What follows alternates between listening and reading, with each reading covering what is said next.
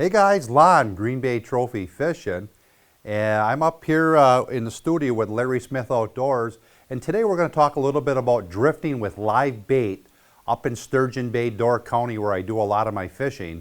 And today we're going to talk a little tactics about how I rig up, some of the tackle I use, and some of the techniques I like to use drifting with live bait. It used to be a really good fall technique, but lately when the fishing is a little bit tough, or we get a lot of wind out on Green Bay, I like to crawl up into the Sturgeon Bay shipping channel to get out of the wind, and it's a great technique. Just last week and this week, I went up there because we had some really strong northeast winds, and we went drifting with live bait in the Sturgeon Bay shipping channel. Heck, we caught pike, walleye, bass. I think we had 15 pike one day. It's just a great technique to use. Drifting with live bait, I like to use a medium to a medium light rod. This JT Black Rain, this 6'9" medium action rod, is a great rod to use. I'm really liking it. It's a Toray carbon fiber rod that's really light. Paired with I use a Pflueger Supreme XT or a Pflueger Patriarch reels. They're just an awesome spinning reel. It's a great combination, especially drifting with live bait. So real important, we usually like to have about a 2-foot to 18-inch leader. I put a split shot on here. Based on the current and the speed of your drift is how much shot you use, but typically you want to get away with the lightest shot you can, where you let your line out, you let it just tick bottom. The heavier it is, the more snags you're going to get. So the lighter you can go, the better it is. We like to use a 0, a 1/0, or a 1 circle hook. Circle hooks are key because it always catches that fish 90–95% of the time in the corner of the mouth. We target smallmouth bass, but over the years I've learned it's a real good technique for walleye and northern pike.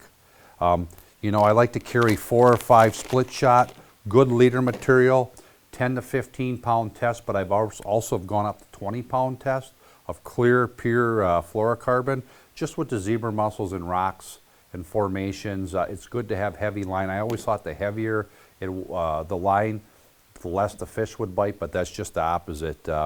It really works good at 20 pound test, especially in the rocks. And I like to keep a good assortment of weights, hooks. Like I say, if the fish are biting light, I like to shoot down to a size 1 or 2 hook. Then I like to go up to a 0 or a 1/0 and work my way up based on what the fish are doing. Depending on the size of the bait I'm fishing, a lot of times I'll be fishing a 4 to 6 inch sucker, but there's times you're fishing a 7 to 8 inch sucker, believe it or not. So when I'm drifting with live bait, there's a couple things I look for. I do my homework before I go out or look at my graph, and here's a couple situations that we look for. Here's a shoreline break. Pretty much anything that runs north and south, east and west, typically in Door County, or north and south. So say this is running north and south, I look for that 15 to 20 to 25 foot shoreline break. And say the wind is out of the north or the south, I like to drift along that break. And I usually like to start out and say a 15-foot contour, see if there's fish there, do a drift through there. Then I like to use the 20-foot contours. I'm drifting through, I'm letting line out with my rod, and I'm just looking to feel that split shot ticking bottom. I like to keep my rod at about a 35 to 45 degree angle, and as soon as I feel a bite, I either set the hook right away based on the if the fish are feeding or not. If it's more of a negative bite, I'll feed them line. I'll just open my bail. I give them 10 to 15 seconds. They're just swimming off with that bait. They're not inhaling it or swallowing like you think they would. You're just giving them a little more time. I click the bail over and I set the hook. So that's just a couple key techniques when drifting with live bait. If you have a strong wind, it's nice to use your trolling motor to keep you in line on the contour you're fishing.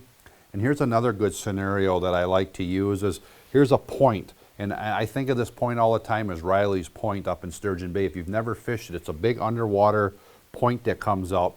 And I like to target 15, 20, or 25 feet of water. And there's times I've been out in 30 feet and I've caught in walleyes. But based on how the wind is blowing across that point, I like to strategize and figure out a targeted depth and use that to drift over with live bait, because sometimes the fish are in 15, 20, 25 feet, and going out and strategizing and doing your homework before you go out helps put more fish in the boat. Live bait is just a good tactic to locate fish. It's fun to fish. We love doing it up in Sturgeon Bay in Door County. Check us out if you want to learn a little bit more about live bait fishing. Lon, Green Bay Trophy Fishing, have a good day.